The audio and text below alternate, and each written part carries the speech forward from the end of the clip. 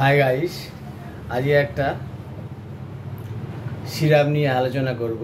বেডনিসল syrup কিংবা ডব, এটা বাচ্চাদের ক্ষেত্রে ইউজ করা হয়। এটা এক ধরনের স্টেরয়েড।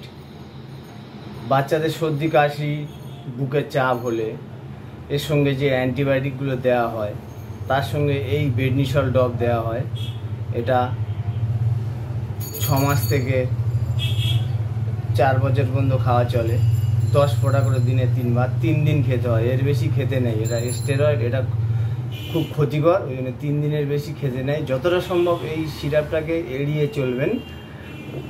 যদি অ্যান্টিবায়োটিক, জ্বর, বুকের চাপ আসে, যদি অ্যান্টিবায়োটিকে না কমে, তখন ডাক্তারবাবু এটা লিখে থাকে, তখন আর্জেন্সি এটা খেতে হয়। এবং বুকের চাপ, শ্বাসকষ্ট হলে আপনারা এটা বিনা প্রয়োজনে খাওয়াবেন না, ডাক্তারের পরামর্শ ছাড়া খাওয়াবেন না।